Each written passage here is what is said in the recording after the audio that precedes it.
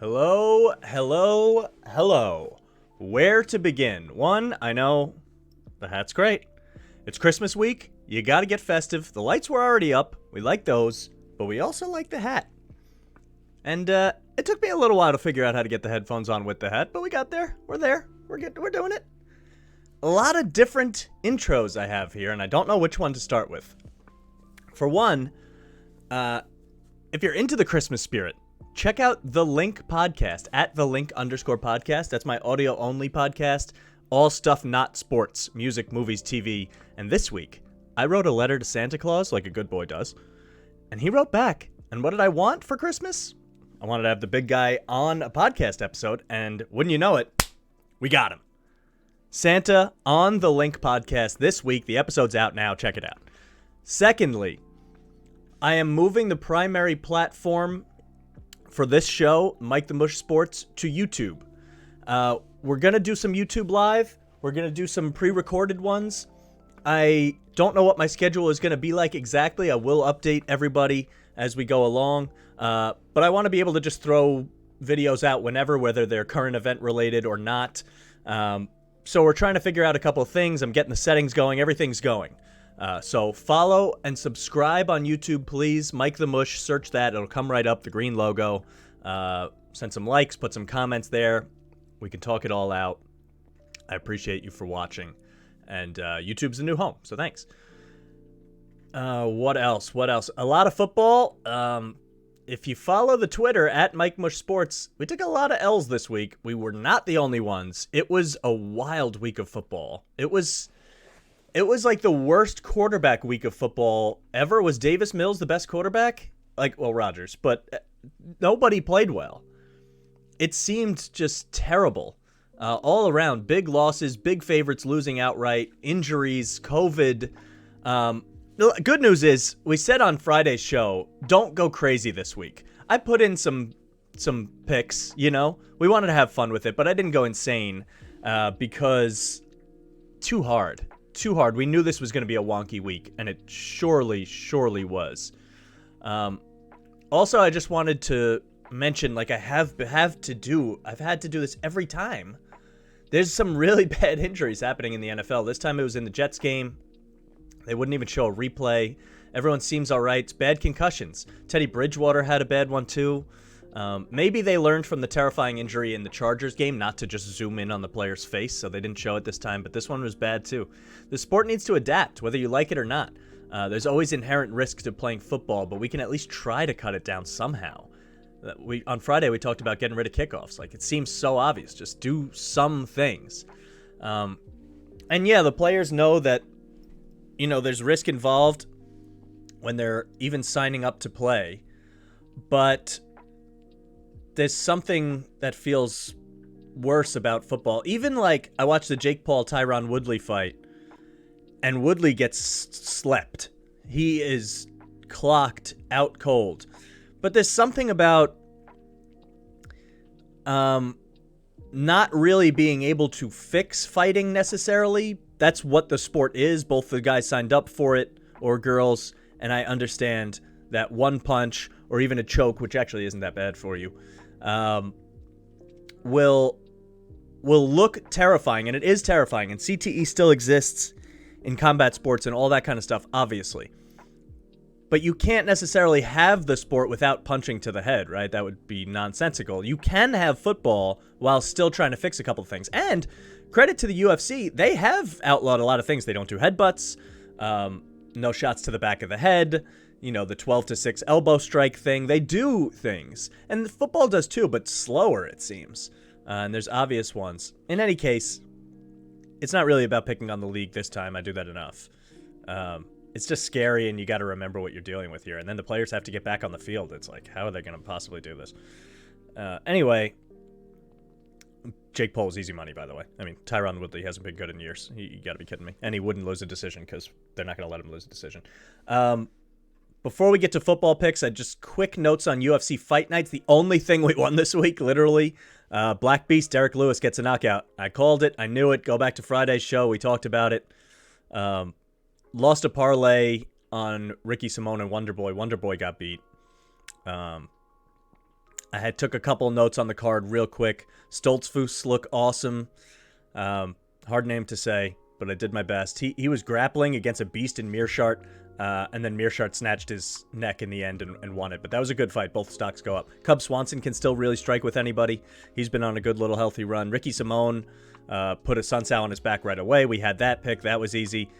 He should be ranked. He's going to be good. Angela Hill's a warrior. She lost another split decision. You got to be kidding me. I mean, how does she keep losing splits? She should get a good fight anyway, but Lemos is a monster, and she could get a title fight soon. Wonderboy actually did a good job of covering up in round 1 against Bilal Muhammad, even though it looked really bad. He was raining down blows to his head.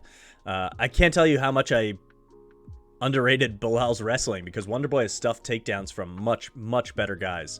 And so are his skills waning, or is Bilal better than I expected? Maybe both.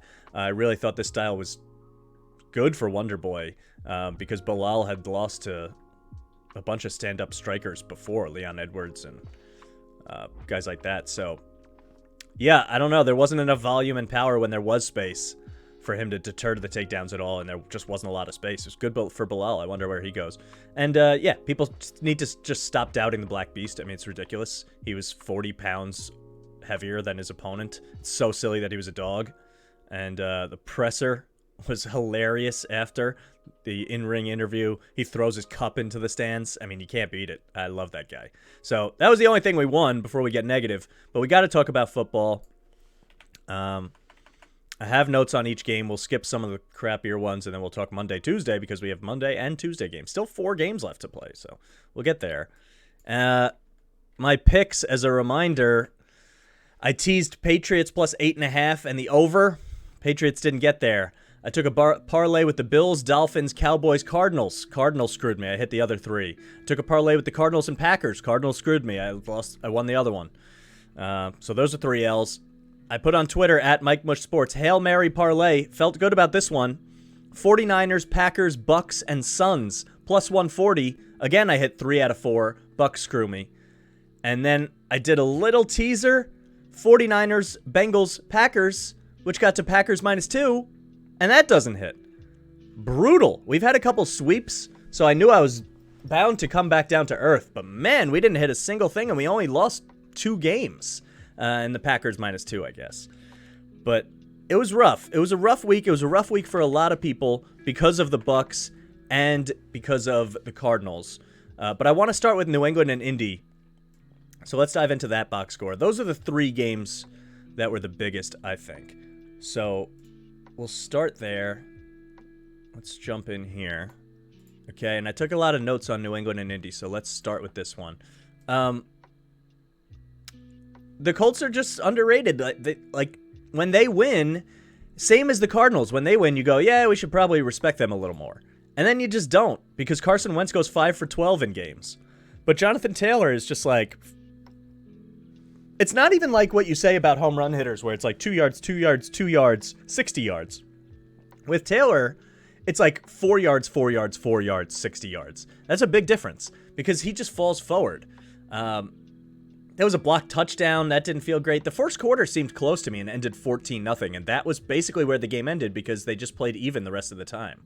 It seems good for the over, too, but Mac Jones has to throw 45 times. I mean, that's not going to go well. He looked efficient through the first half, but just bad timing on some plays. Sacks stopped them from keeping it closer and scoring on the first drive. The pick before halftime was a complete back-breaking rookie mistake. He looked like a rookie in this game. It's going to happen, especially against a road game against a playoff team. But yeah, you could have got a field goal early on, and they didn't. Kind of needed 7 and got 0. And against a team that will grind you down with a lead by, at worst, running into your line a million times and tiring them out, it's tough. And then another pick to start the third quarter. I mean, Mac just had some rookie moments. That was the difference in this one. And Wentz looked bad, but only had 1 turnover. Mac had 2. So maybe I guess that's the difference in a 10-point game, right? Especially when we only needed 8.5. I don't want to completely pick on the Pats side of things, though, because the Colts get a huge win here, continue to prove people wrong. They could be in the driver's seat for the division now? Is that possible? You look at it. I mean, Titans lose a game to the Steelers, which is bad. They're 1 game back. The Colts could do it, right? What do these look like? The Colts have Cardinals, Raiders, Jaguars. Should get at least 2 wins. And who knows? You could beat the Cardinals. Cardinals are reeling a little bit. We'll talk about that, obviously. And the Titans have Niners, Dolphins, Texans. They should win 2, but they could lose to the Niners. So this is still a race. Very much a race. It's interesting. I thought their secondary was beatable. And while Mac was efficient, aside from the INTs, they really kept everything in front of them nicely. And as always, their front 7 shut everything down. So maybe I just underrated them, I guess. But there was a missed field goal and then a penalty on the Pats and then a made field goal for the Colts, and it was a weird sequence that you just rarely see from Bill Belichick coach teams. Everything that could go wrong for them absolutely did, and they still only lost by 10. I'm so used to everything going right for the Pats, and it just did not happen. And I kept waiting for it, and they go for it on 4th and 1 late and get it. I didn't think they would do that. They did everything they needed to do to get back into the game. If not for a rough start, it could have gone their way, honestly, but as always, with enough carries, Taylor will break one, which is why they're so hard to deal with if they have a lead. And I get all the way back, and we're fine, and I'm like, okay, good. I'm going to cover the 8.5. We're okay. The teaser lives. And then, and that's it. 67-yard touchdown for Taylor. And you know what? Honestly, he could have slid and went down, and they could have run the clock out and won by 3 without any question. Instead, you go up 10, and you're giving the ball back to the other team for a 2-minute warning. I mean, it doesn't really matter, but I thought there was a chance that was going to happen and I was going to hit. The overhit, the Pats don't. It's a cruel loss. It's tough. I'm not out on New England at all. I knew Mac would have some rookie woes, but it does just remind you of what their ceiling might have to be, because if they fall behind against a Chiefs team or anybody in the playoffs, you need Mac to, like, lead you back, and I think that's a little dicey, scary. And I just don't know. Maybe it will happen. Maybe it won't. And this hurts their chances at number 1 seed. They won't get a bye. It's going to be very matchup dependent for New England. I still have them at plus 750 to win the AFC, and I love that, and I'll hedge it if I get them there. But the Colts are just good. And this was a good game, a good matchup, and one team falls behind early and can run and choke out the other team. That's it. So I'm not panicking. Who do the Pats have now? They have the Bills, right? In that huge game? Yep. 1 p.m. And then, depending on what happens with the Bills, you'll win these next 2. They're going to get to 11 wins. I mean, it's fine. They might get to 12. And but this Bills one should decide the division, and we'll see where it goes. We'll talk about that on Friday for sure. Really thought the coaching advantage would come more into play, but they made some mistakes in that game. It's ugly. Okay, the next one we have to talk about is, I'm going to go to the Bucs here next. This scoreboard isn't updated, but the reason I want to go here is because, I mean, I assume this broke everyone's back in the night game when they were trying to make up for the day, and we will talk about Arizona next. But this is just nothing but injuries. And Brady, I knew Brady struggled against the Saints. I said to take the Saints plus 11, and then I ended up taking the Bucs money line thinking that I could middle it. Did not, obviously. I think this is the first time Brady's been shut out. I don't know if that's true. Is it? Google? First shutout loss since 2006. That's 15 years. I think that qualifies. He just didn't look sharp, but he had no one to throw to. I mean, you lose Fournette, you lose Evans, you lose Godwin, and then you can automatically double cover Gronk every single play. And so what are you supposed to do? Ronald Jones actually had a couple nice runs, and it just still wasn't enough. This is trouble for them, because I've said their secondary is, I mean, their defense played great. Taysom Hill's bad. The Saints limped to a victory. They held Kamara in check. The defense played unbelievable, and that's going to be their calling card, but their secondary still isn't good if they run into, like, Rodgers or somebody like that, Stafford, whatever, even Kyler. Although, yikes. But it's just no bueno with all the injuries. And now, right before I started recording this, Godwin out for season with a torn ACL. That's a killer. You need him. And you don't have Brown. Maybe you'll get him back. But now we know we're not going to get the 4 weapons or the 5 all together. You're not going to see that. Who knows if we'll ever see it again, because Godwin was playing on the franchise tag. It's really sad for him. He tries to bet on himself. Now he's going to be out or into next year. You wonder if it affects his payday. Can't imagine they're going to bring him back. They're going to try to find a way, maybe. Maybe he takes a discount, but, like, it's just brutal. And the Saints did an unbelievable job defensively, for sure. Doubling Gronk was just really, really smart, obviously. He got 11 targets, only could catch 2 balls. He kept getting hit. And, yeah, I mean, just to see them get shut out is wild. You'd think Brady could stick anybody in there and at least get points. But the bracket on Gronk really hurt them. It kept going to him on 3rd down, on a couple of 4th downs. He just had no space to breathe. And Brady losing to Taysom Hill under any circumstance is just so ridiculous. So Bucs money line, needless to say, hurts pretty bad. And I don't know what to think of the Bucs now. Also, I've kept Ronald Jones on my fantasy bench for all year and have never played him. And then my other team, I've picked up and dropped him a ton. And I feel like he's a good rhythm runner when he actually gets the ball. He ripped off like a 30-yard run late in this game. It looked like they might actually score, and then they didn't. But he's never figured out how to be a change-of-pace spell guy, and they need him to be that. He could be a winning fantasy player, though, if he can play up to par in the playoffs and Fournette sits a couple games, which he might.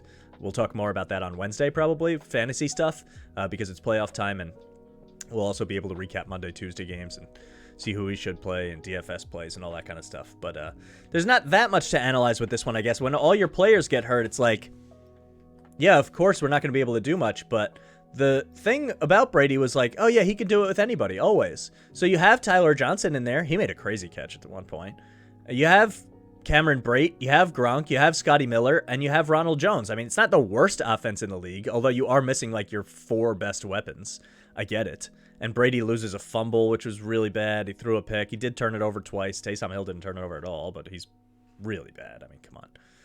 And you just got to worry about Tampa. You got to hope they can get healthy enough for the playoffs. The division should be pretty fine. Saints are 3 games back of them. They would have to run the table, and Tampa has Panthers, Jets, Panthers. I mean, even with nobody, you'd think they could win all these games, but they were home against the Saints and put up a 0, so I don't know. Maybe the Panthers game is up. I mean, Cam Newton can't beat Brady, right? If we get Taysom Hill and Cam Newton to beat Brady back-to-back, I mean, kill me. But Friday, I definitely won't be taking the Bucs. I need to see what this all looks like. Who's healthy, who's not. I don't know. I'm taking a pause on them. Big time. And if they can get healthy come playoffs, maybe they can still make noise, but it hurts. This is a huge feather in the cap to Aaron Rodgers. Speaking of which, Aaron Rodgers now the MVP favorite. I have Brady for that. This was a killer game. And what does the NFL do now? I don't know who's going to win Coach of the Year. I don't know who's going to win MVP. I don't know who's going to win Offensive Player of the Year because Jamar Chase got shut down again. Offensive Rookie of the Year, rather. Defensive Rookie of the Year will be Micah Parsons. That's all we know. But MVP now is back up for grabs because Rodgers played great and Brady didn't. And I said last week they were neck and neck, and I just didn't believe that they would give the award to Rodgers because of all the COVID stuff. But they might have to if Brady doesn't have any weapons, and maybe, who knows if they even play him if they're locked up into a spot. I don't know. And all Rodgers does is go out there and sling it. And I'll mention that game in a little bit because that was another one that hurt, -2. But the MVP stuff changed now? I don't know. They're going to be put to a really weird decision of giving Brady the award even if he wasn't as good as Rodgers, or giving Rodgers the award even if they don't want to because of the off-the-field stuff. It has become really funny. And is Mahomes back into it now? Like, maybe you default to him if they win out and he starts looking good? I don't know. The Brady bet doesn't feel great anymore. Brady and the Patriots both letting me down. I mean, I should know. I should know better. Years and years of this. It stinks. Let's talk about Arizona and Detroit, I guess. I mean, it was a sad day. It was a sad day. But this, I'm not alone, right? Everyone. Kyler, what are you doing, buddy? The Lions, I mean, okay. Suddenly, as if out of nowhere, everyone everywhere understands exactly why the Cardinals were left out of every elite team conversation, even in the NFC alone. This is brutal. Absolutely brutal. Kyler's October number. Look at Kyler Murray's split stats. Not Kyle. Oh, that's what we should call him. He deserves to be called Kyle when he's bad. Sorry for all the Kyles out there. Still love you. Splits, career. Because I think his numbers in October and December are wildly different. Yeah. 10-4 in October. 1-5 in November. And 5-7 in December. He's like only good in October. What is that about? What happened? This is what happened last year too. But this time he can't blame it on injury. Although maybe Hopkins was more important to them than it seemed, drawing doubles and stuff, even if he wasn't putting up eye-popping numbers. I don't know. They ran the ball well too, 5 yards per carry. They had some good runs. Like they just couldn't commit to it because they were down, but they could have. There was still a lot of time. I don't know. You only get 14 runs, 18 if you include the quarterback, and you throw it 50 times, 9 of which with Colt McCoy. It's like, this is just on Kyler, I think. And the defense. I mean, you can't give up 30 to the Lions. But they just kept giving the ball back. I had Cardinals in every single parlay. I was scared from the jump. I knew this felt wonky as soon as I did it. I've been saying all year the Lions are better than their record shows. And I keep doing this. And I keep going against them and being like, I probably shouldn't do that. They should have a bunch of wins. They have 2 now. They could have beat the Bears. That would have been 3. They could have beat the Browns. That would have been 4. They tied the Steelers. That would have been 5. And they could have beat the Ravens. That would have been 6. If they have 6 wins, and honestly, they only lost by 8 to the Niners, but if they have 5 or 6 wins, everyone looks at this team as like, they're gritty, they're tough. You probably don't want to bet against them at home very much. And instead they have 2, and it's weird. They're always motivated. Dan Campbell has them going. It's just so disappointing. It's hard to say why Arizona couldn't move the ball, even while watching it. They could run. They just didn't. And they could not pass. Kyler was 5 for his first 7 late in the first half, and they barely could get a first down. There were penalties. There were sacks. What did the penalties look like in this one? 7 for 83 compared to 6 for 49. I mean, it's worse, but it's not that much worse. I don't know. 3rd down, 7 for 15. Lions were better. 4th down, 1 for 3. They had 11 more plays. They had more total yards. They had more drives. They had equal yards per play, more passing yards. They only got sacked twice. Like, you look at the numbers and they all kind of make sense. Equal on turnover, so why do they lose by 18? It's just a weird game. Possession time was a little better for Detroit, but not that much. Yeah, you try to look through the box score and you're like, all right, Kirk played really well. Ertz got 11 targets, only hauled in 6. He probably should have had a better game. AJ Green only got 4 on 8 targets. They're targeting Antoine Wesley 8 times. I don't know about all that. Amon-Ra St. Brown played well. But, like, Craig Reynolds runs for 112 on 26. I figured when Swift, Hawkinson, and Williams were out, this was the freest thing I could possibly do. It was my sweetener. I don't normally put all the huge favorites together, but this one was such a perfect sweetener that I thought couldn't really lose. I don't know. Also, there were some puzzling Cliff Kingsbury moments. 4th and 3, they're getting shut out here. And it's 4th and 3 on the 3. It's 10-0. Why didn't you kick here? I mean, everyone goes for it, blah, blah, blah, whatever. But are you worried you're not going to get back there? You're going to get a million more opportunities. Just take points and make it a one-possession game. It's the Lions. You'll get the ball back. You're better than this team. And then right after that, in real time, the Dolphins had the exact same situation against the Jets, losing 10-0, and wisely kicked. And I was like, oh yeah, Brian Flores is probably a better situational coach than Cliff Kingsbury. And that's real, and it's going to make me worry about the Cardinals down the stretch if he's getting out-coached in some of these games. I mean, you can make the argument to go for it and just try to be confident, but there's 2 minutes left in the half. You don't want to get shut out in the first half against the Lions. And if you can cut it to a one-score game, that would have been nice. And then 2-minute drill, Lions just march down and score it on them. It's just, and then you're down 17-0 when it could have been 10-3. And that could be the game, right? And then, second half, same exact thing, 4th and 3 in the red zone, and they do kick the field goal. So even with the 17, first of all, it could have been 10-6 at this point, but it could have been 17-6, and it's a 2-possession game. It's still a 2-possession game. You're down 14, but you could have been down 11. I don't know. I feel like Cliff couldn't decide how he wanted to approach this, and it was alarming to me. But then you get a fumble here, and you're like, all right, this is going to go fine. I didn't feel dead down 17-0. I just felt confused. I mean, how much does Hopkins mean?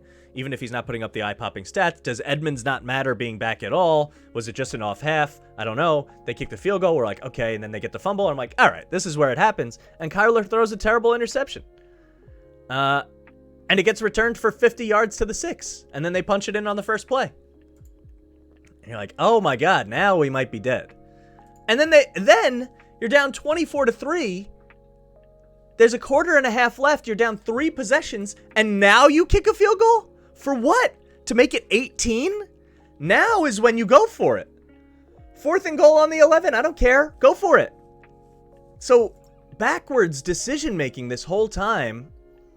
And they just couldn't get it going. They get it back. They get to the red zone. They fumble. They're forced to kick again. It's just bad.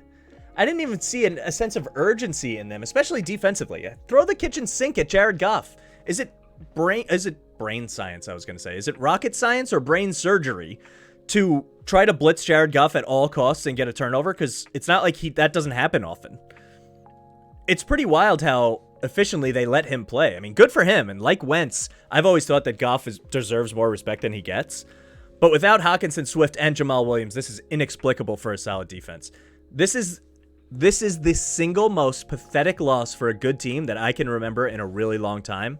And then that happened right before the Bucs. But at least the Bucs, all their players got injured. And we knew the Saints defense was good, and it's a divisional game. They give them problems. This gets the Bills off the hook for losing to the Jaguars earlier in the season. They should send a thank you letter to Kyler Murray and Cliff Kingsbury. Maybe put some, Merry Christmas stuff in there. They went for 2 in a weird spot. They're down 27-6. And I'm not going to harp on this because the game's over anyway.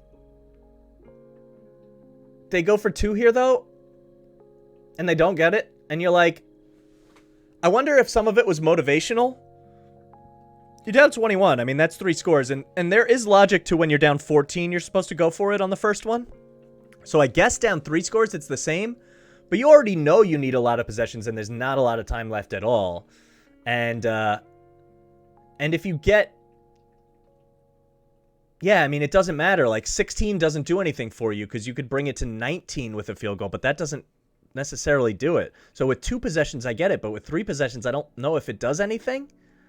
It just felt weird.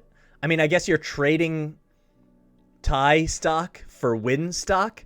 There's more ways for you to win and fewer ways for you to tie, which is fine.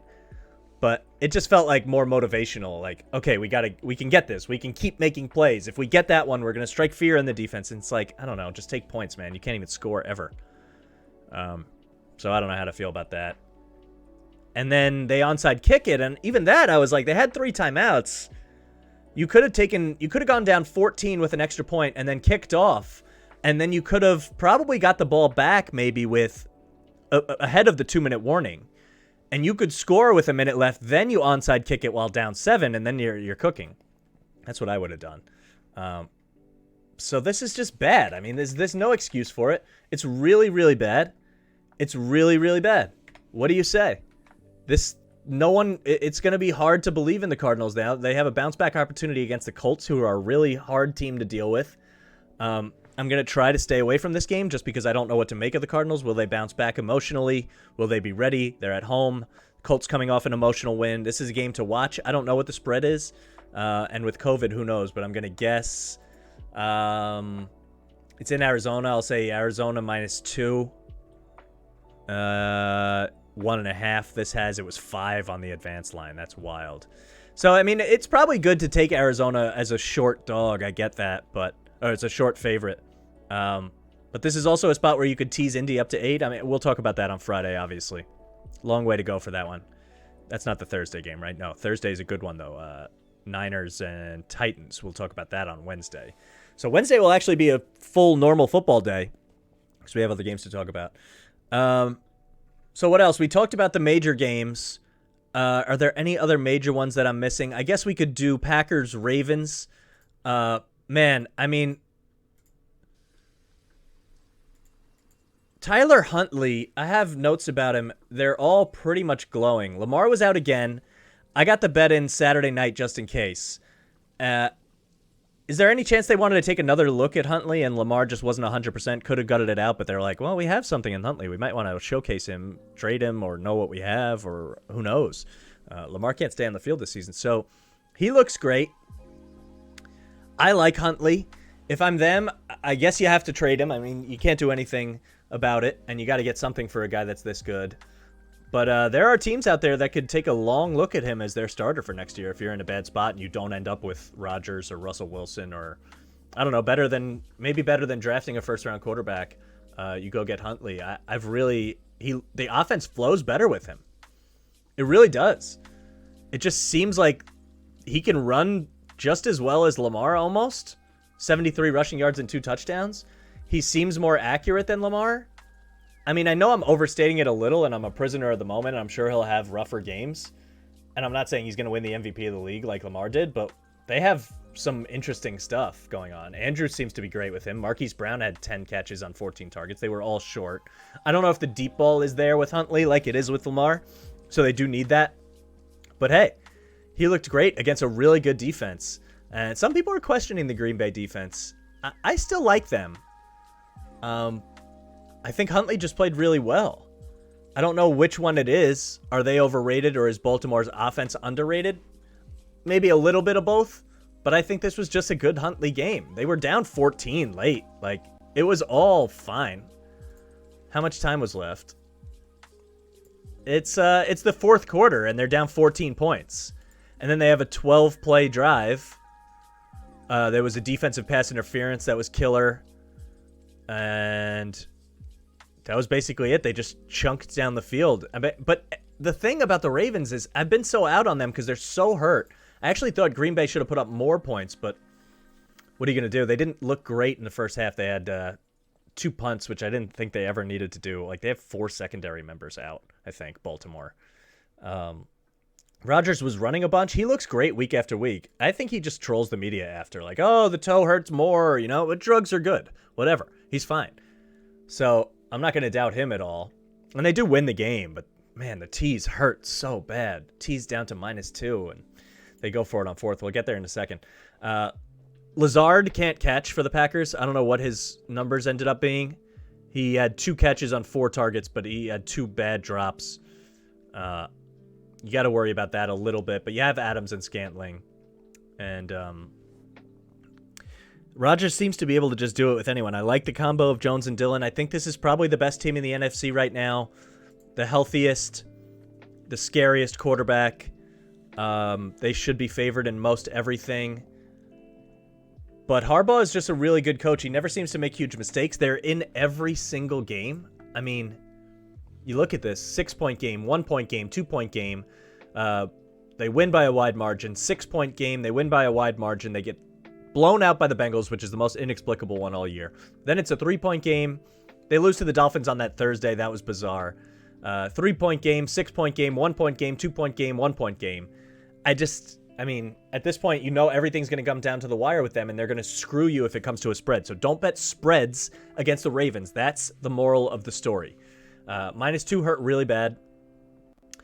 In the second half, the Packers rushed their linebackers and their pass rushers through inside gaps so many times and just let Huntley run around the outside. I did not like that from their defense. They should have adjusted. They really just didn't. Huntley bounced outside so many times, just running free. It's also really hard to understand why you don't just bracket Mark Andrews underneath and over the top the way that the Saints did later in the night against Gronk. Because he's the only guy that gets the ball. Like, if you're going to throw it 40 yards down the field to Marquise Brown, then fine.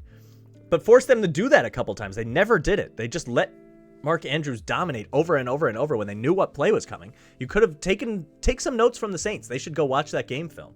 So maybe I am a little bit more down on the Packers, not personnel-wise, but coaching-wise, defensively. I didn't like that. But they win the game, and they get out of there with a road win when it got really ugly. And Adams is still unguardable, and they're going to be fine. I mean, who do the Packers play down the stretch, and who do the Ravens play? The Ravens will play the Bengals, Rams, Steelers. That's rough. I don't even know if they're going to make the playoffs. I really don't. I've been down on them, and they impressed me more than I thought they would today, but still lose. And I don't know. What if they lose these games? They could lose at the Bengals, definitely. They could lose to the Rams. They could lose to the Steelers. They might not get there. They really might not. There's too many injuries to overcome, and even if they do get there, I'm going to fade the hell out of them. I've been saying it for weeks. I mean, this bites me, but it didn't deter me. They were still down 14 in the fourth quarter. This one just went ugly. Now let's talk about the 2-point conversion, because I respect Harbaugh for going for it always, because at least first of all, the analytics support him. Do what you want with that. If you like it, you don't like it, I don't care. The numbers do bear it out. So you're going to have to deal with it, I guess. And this is the way the league is going. And I think there's merit to it. And I've talked about this a couple times. That the weird thing about the Ravens, if they didn't have Tucker, no one would care that they go for it all the time, I don't think, or I wouldn't. That's the only thing that draws me back is like, well, you kind of like to play for overtime because you have this huge weapon. That said, your defense is not stopping Aaron Rodgers in an overtime scenario. They just aren't going to. So I totally support them going for it, trying to win the game. Because situationally, in this one, it makes sense. And a lot of the times it does for them. Their defense isn't good. You don't want to go into overtime as the worst team. I know you're at home, but Rodgers could just get the ball and end it. And instead, you have a 2-yard play. Huntley's been running constantly free. And you think that there's a really doable way to do this. And they throw to Andrews like everyone knew they were going to, and it gets broken up. I would have liked if they had a more creative play ready. Even, I don't know if it was last week or 2 weeks ago against the Steelers when Lamar throws to Andrews with the 2-point conversion for the game. And that doesn't work. And you're like, all right, I know you like to throw to him, but they're going to know. Everyone at home watching knows. I know. You think the opposing defensive coordinator doesn't know that you're going to throw to him? I would have even preferred like an RPO with Huntley or something and just leak Andrews out to get the linebacker to walk away. So that left a little bit to be desired, but I totally get the decision to go for this. Try to steal the game. You were down 14-0. You have your backup quarterback in, and he's looked great. And so, like, you don't want to extend the game in a Huntley versus Rodgers situation where you have the worst defense and momentum's on your side. Your offense is feeling good. They just drove down the field, and all you need is 2 yards. I totally get it. I support it. And the Packers come away with a win, so I feel like I'm being doom and gloomy about them, but they're probably the Super Bowl favorites right now. Packers-Chiefs, that'd be fun. Mahomes-Rodgers, I'd like to see that. And that's kind of what I think is going to happen at this point, but who the hell knows? I mean, it feels we only have 3 weeks left. It feels like it's an eternity to figure out what's going to happen, and teams are limping to the finish line. I mean, the Bucs have nobody left. You just got to stay healthy at this point, I guess. I'll run through the other games quickly because I have notes on some of them, and I think I'm just going to read some of the notes, and we'll go to any highlights because I want to get to the Monday, Tuesday games. Carolina, Buffalo, I mean, you fade Cam Newton all the livelong day. There was a 4th and 9 early that they went for because they didn't have a kicker. Zane Gonzalez was hurt. PJ Walker was supposed to kick. First of all, he's their best QB, and he volunteers to kick, and then they don't let him do it. XFL pedigree, baby. PJ Walker, ready to do anything, won't let him do anything. He should be starting at quarterback and kicker. So they don't have a kicker. I wanted to see PJ get a shot. He doesn't. And then Cam just spikes it into the ground. Horrible throw. And you're like, oh. Okay, I bet if I search Cam Newton, that throw might come up.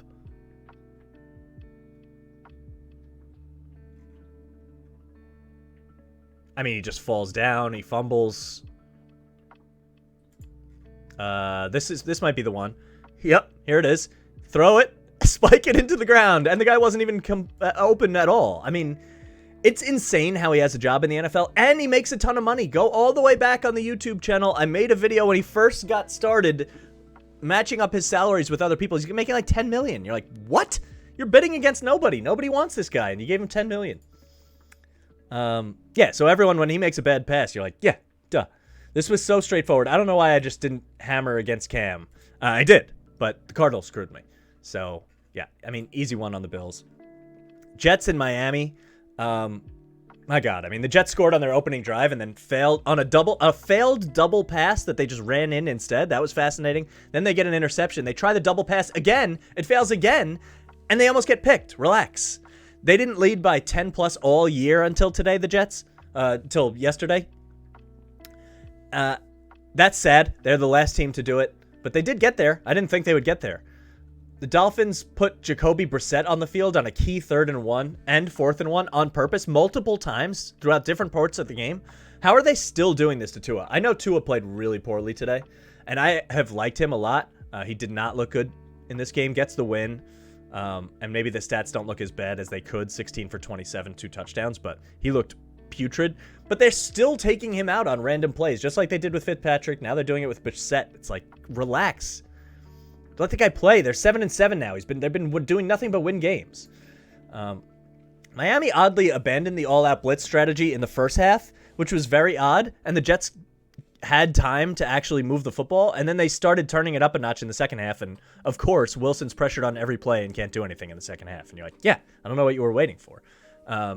Jets tried another double pass in the second half, by design or not. I don't know what was happening on some of their plays. Duke Johnson killed them. I've always liked Duke Johnson. He's better than the roles that he gets. Now he's in Miami, where he's from. He played at the U, so it's kind of a cool story. You could tell the crowd was rallying behind them. He had 107 yards and 2 touchdowns. He might be better than Gaskin. Worth a fantasy look there. Dolphins O-lineman did the worm.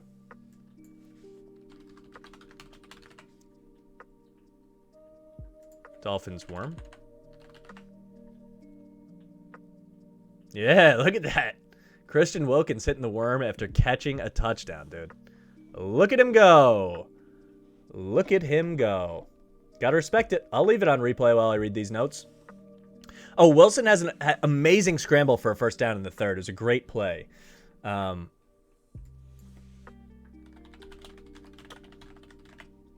Cramble?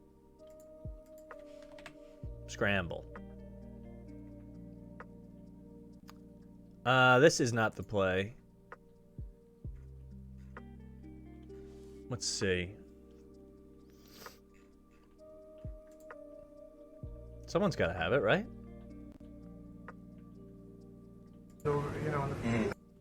This is just Wilson talking about it. This is the one. Breaks a tackle, runs to the right, juke, whoop, another juke, whoop, first down. That's as excited as I've gotten, honestly, on a Zach Wilson play this season.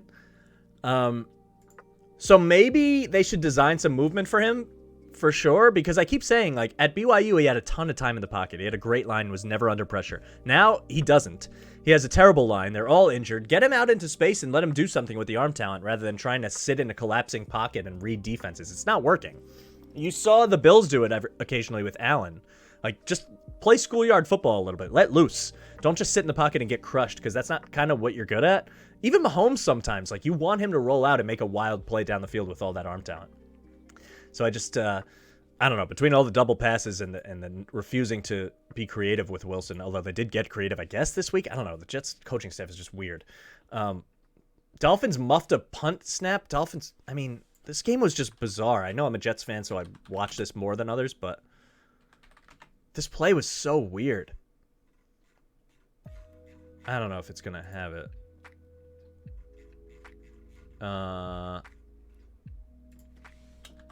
They snap it,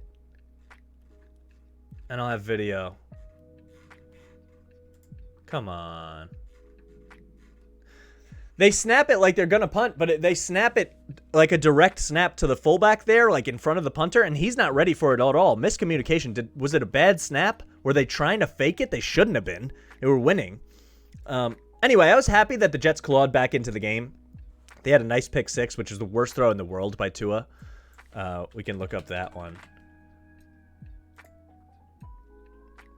Look at this. Just stares down the receiver to the outside. This is the worst Madden play you've ever seen, right? Everyone who's bad at Madden thinks the out route is there. They wait too long. The corner is looking right at him. It's the easiest pick six ever. Tua has not yet figured out how to go to his second and third reads. He's good. He's improved. He's looked good, and I think they have something working with them next season, but he's still not fully baked yet. This was a really, really, really bad throw. And I knew the Jets would likely blow it anyway, but it's really easy for a young, bad team to roll over after they blow an early lead and their quarterback can't do much. But they fought. They fought hard. They tie the game here. You know they're going to give up something late because their defense isn't there. But it was good to see them battle at the very least. So they're not exactly a total pushover like some of the teams in the league. They're really, I've been saying it a lot. Like, I said the Lions would win games this year. Go back to it. If I could clip it right now, I would. In my head, I remember saying it. That there's too much talent in the NFL these days to have winless teams anymore. Like, we might not see that anymore. Even the bad teams play hard and have a lot of talent. And Tua turned the ball over. I mean, all right. I just think a lot of these bad teams are better than we give them credit for. Like Seattle, they're not that bad at 5-8. Carolina's really bad with Cam. They are. But they're missing McCaffrey and quarterbacks, and they don't have anything. They might be the worst team in the NFL, actually, honestly, even at 5-9. But the Lions have proven they can win. The Giants are frisky defensively sometimes. I mean, they look bad because they don't have a quarterback either. The Raiders win games sometimes. The Jaguars are truly terrible. We'll get to that in a second. And the Jets are bad, but there's no one that's like, okay, auto win, I guess. Thought it was the Lions. It sure ain't. It sure ain't. Talked about Carolina, Buffalo. Yeah, Dallas and the Giants, since we're talking about it.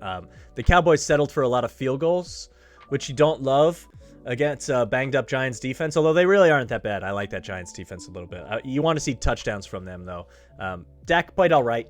I don't think he's fixed. They ran it fine. They get out of it healthy. But the Giants don't have a quarterback. It's as simple as that. And we took the Cowboys. We were right. Should have laid the points. Didn't. Saquon had an unbelievable catch in this one. He's still pretty good. I expect he'll go to another team and more. Oh my God, look at that. He just, like Spider-Man, dude. Great film, by the way. You gotta watch it. Where's the autoplay? Get out of here. Look at this catch. I mean, how? Yoop. I mean, How is right.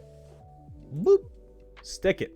I still think he could have success in this league. I would like to pair him with like a power runner and see, or something. Pair him with like a change of pace guy on a different team, because the Giants need a full rebuild, if you ask me, offensively. Tennessee-Pittsburgh, the only thing I want to take from that game is that both teams are trying to get smacked in the playoffs unless Tennessee miraculously gets super healthy with Brown and Henry and has a week or two to get them into rhythm before they have to play a big game. I don't know. I'm skeptical about all of it. If you listened on Friday, I hated this game. I almost refused to pick it, and I hated it while I was watching it too. I did take Pitt at least. I don't think of Ben as any better than he was before. I don't think the Titans can move the ball. They should have won. I'm not going to dive into it. It's a terrible football game, and both teams are going nowhere, if you ask me. So there's that.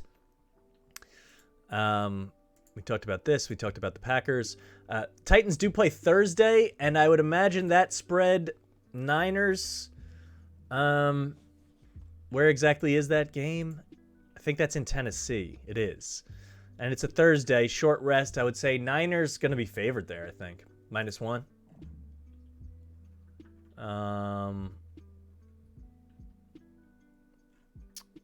Why can't I find it?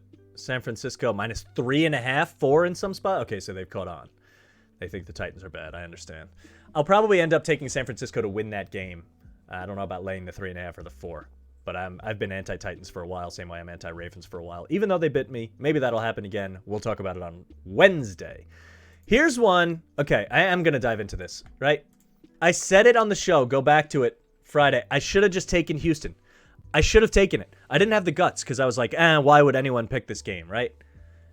Because the Jaguars don't deserve to be favored against anybody, and then the line moves in their favor after Urban Meyer gets fired, and you're like, was Urban Meyer's absence worth 2 points? They're bad. They're not a good football team. And honestly, Davis Mills has been better than Trevor Lawrence this year. He looked good again today. He's a good rookie. I like Davis Mills kind of. Giving points with the Jags was a wild, wild notion, especially when the spread went up. And the Sharps were still on Jacksonville, it seemed. Just completely overthinking it. Should have bet Houston, like I said, but I didn't have the guts to do it. I really don't think Davis Mills is bad. He looked good against Seattle, too, and I mentioned that after that game. He just doesn't have a football name. Is there something to that? Davis Mills. It's like hard to see him winning an MVP. Kyler Murray sounds like a football player, and then you watch him and he loses to the Lions. Davis Mills sounds like a general that makes cereal, and yet very efficient touchdowns. He turned it over once, but it's Houston. He gets Brandon Cooks involved. He had a big day. I just don't know why anyone would have given points with Jacksonville. It's just wild. I missed it. I should have taken them money line. I should have taken them with the spread, and I should have teased them up because I had a gut feeling and I liked it, and I just abandoned myself. Sometimes I got to be gutsier, I guess, even if it's a little wild. Cincinnati, Denver. I liked Cincinnati. I had them in parlays. I had them in teasers. Just a weird game that I don't have a ton of notes about. Good defense from both sides. Javonte Williams had a sick run we can watch. Hopefully that comes up. Oh, look at him go. Oh, and he gets the first down. I mean, he almost got safetied. I don't even know if this is the one I was talking about. He had a couple of sick runs, but this one's good. We'll watch it again. Handoff to Javonte Williams. Nope. Oh, he gets stuck to the one and still good. He's really good. Their running game is so good. And I said on Friday's show, like, Cincinnati has a good run defense, so I expected this one to be low scoring. Teddy Bridgewater gets badly hurt. We talked about it at the top. Drew Lock comes in. You don't want to see Drew Lock if you bet on a team. You do want to see him if you bet against the team. Although they looked better with Lock than they did with Teddy. So good for Lock. They get a look at him because Teddy will be gone next year anyway. I assume Teddy's done for the season. Or, I don't know. He won't play next week. That was a bad injury. I haven't seen anything about it. But I guess you'll get to see what they do with Lock. But yeah, the Bengals are better than the Broncos. The Broncos have a good defense and no offense. They have all the skill players in the world. They're a quarterback away. We've done this to death. Cincinnati gets a much-needed win. They seem better on the road, maybe, than at home. I don't know. They're 5-2 away, and they're 3-4 at home. That's weird. And who do the Bengals and Broncos play down the stretch? The Bengals get Ravens, Chiefs, Browns. I mean, they have an uphill battle, but they're first in the division. They control their destiny at least. Denver's going to have to play Raiders, Chargers, Chiefs. They're probably going to lose out, if we're being honest. So I don't feel too good about that. The only one we didn't talk about yet is Atlanta, San Francisco, and I had San Francisco. I was nervous about the Falcons' backdoor, but man, they look terrible. And San Francisco seems so for real.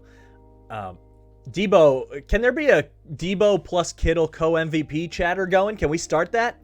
Unbelievable. Niners fumbled the opening kickoff just to make a goal line stand on Atlanta and gain momentum. Smart, thinking outside the box. But yeah, Debo's crazy. Jeff Wilson looks good in this game. They just have a power zone running scheme so they can plug in any running back. They'll get Elijah Mitchell back maybe for Thursday. I like them on Thursday. Debo even threw one in this game. Jimmy has been efficient when he's not asked to do a whole lot. Just hit Kittle when he's open over the middle and run it with Debo and give it to Debo and just give it to Debo. That's the end of it. Their defense has looked better. Their secondary has looked much better. I like Russell Gage in fantasy. I'm thinking about starting him in a fantasy semifinal. Is Kyle Pitts good? He's so small. He seems small. He's 6'6", 250. What size is who's another type? What size is Kittle?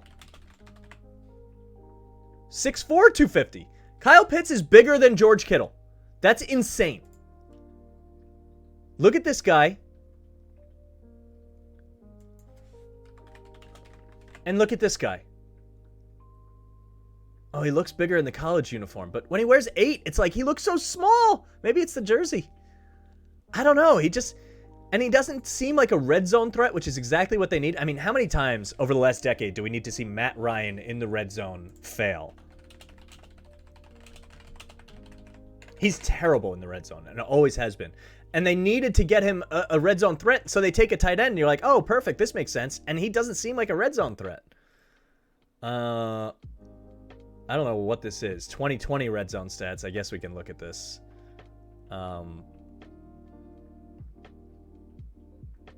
Why 2020, though? I don't really want that. 2021. Here we go. Touchdowns. He's probably nowhere to be found. He is... Oh, God. Did I miss him? I obviously am missing him somewhere. Matt Ryan. 16 touchdowns, no interceptions. Really? 47% completion percentage. Inside the 10. Look at that. 55. Oh my God. So go by completion percentage. And he is... Wow, Herbert's pretty low too. Would you look at that? Yeah, I've been saying that about Herbert actually for a while, that he just throws it too hard. He doesn't have a changeup yet. I love him. I think he's amazing. He's top 5 quarterback already, and he's gonna improve. But he needs a ball control. It's like a point guard that just runs too fast all the time. It's like you need to change the pace a little bit. And you're ripping it to a running back that's 2 feet in front of you, and you're throwing it 100 miles an hour. Matt Ryan's just bad in the red zone, always has been. So it's just funny to watch him fail there over and over and over. But yeah, Niners are good. And we'll look at Thursday on Wednesday's show. So tune back in for that for sure. We'll be live Wednesday at some point. So let's talk about Monday's games and then Tuesday's games. And we'll try to make some picks. I have some picks. Raiders-Browns, there's not a whole lot to talk about. Who knows what this game's going to be like? It's going to be disgusting. It would have been disgusting anyway with all healthy people. Let's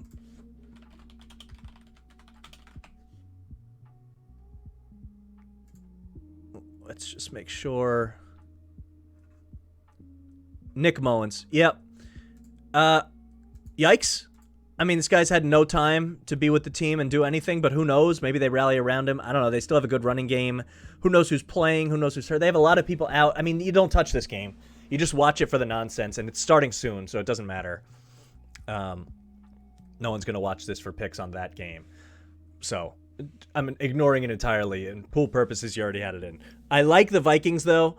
Bears have a lot of coaches out, and I think they need them. And I also think the Bears have been in a free fall. Now, I don't like taking the Vikings as favorites. I never like it. They're better as underdogs where you can tease them up. And when they're expected to win, they usually struggle. But when Cook is back, they look better. So I'm teasing the Vikings down, and I'm going to be putting that with the Eagles on Tuesday. Seahawks Rams. I also still believe in Russell Wilson. I think this game will be a little closer than a lot of people expect. It seems like an easy spot to tease the Rams, but I'm not going to fall into that trap. I'm not going to wager on it either way. Both these games are at the same time, which is kind of funny. But I would look for the Seahawks to compete in this one. Maybe they won't. Maybe this is the get right. Rams are really on the right track. 3 good wins in a row. But I still think the Seahawks have a little fight in them, and I'm waiting for that big DK Metcalf game. It has to happen. Against Ramsey, it'll be fun to watch at the very least. I don't know if it will happen. Rams should win, but I got something tingly about this game. A divisional game, I just don't want to lay 7 in that one. But Washington is screwed. They have no players. Who knows if they'll have people clear by tomorrow. Check the Twitter at MikeTheMush Sports for that. Updates as we get closer, but I think the Eagles will just run all over them. They're healthier by a lot. They're home, and that's a teasable game to me. So let's get to the picks. On a Monday, full cam, not Newton. He's bad. Monday picks are going to be a teaser of the Vikings down to 0.5 point at the Bears, and then Eagles down to 0.5 point. That's a Tuesday game against the football team. -110 odds. I love it. I think both those teams should take care of business. They could both be blowouts, but with all the nonsense and the COVID stuff and me not really having a good taste in my mouth after laying 2 with the Packers, I'm done with spreads for now. So I'm just going to take both those teams to win. They're in the teaser zone. We're going to put it there, and we'll try to take care of business. And then I have a Monday NBA parlay if you're into that. Bulls money line versus the Rockets, Jazz money line versus the Hornets, Warriors money line versus the Kings. Rockets have some of their best players out. They're already terrible, although they win a lot of games. I still refuse to buy into that. I'm fading them. And Kings have Fox out and a bunch of people out, and Warriors are healthy. And the Jazz are just great at home. That gets you -122. So I like that on a Monday night if you're searching and you're watching quickly when this video comes out. Otherwise, we will be back Wednesday on YouTube. Search MikeTheMush on YouTube. You're already here, so you see it, but I'd love for you to subscribe. Hit that subscribe button. It really helps. Like the videos. Put some comments down. I'd love to talk to you. The show will morph a little bit as we go along. I have ideas. I'll be thinking about them as we roll into the new year. For now, we're doing Monday, Wednesday, Friday. Schedule could change. Holidays impact everything, but I'm going to try to get videos up for you. Some of which will be recaps of weekend, or going into the weekend, or making picks, or maybe we just pick a topic and try to dive into that podcasty style. And we have cool hats. So there's always that. I will catch you all on Wednesday. Peace out.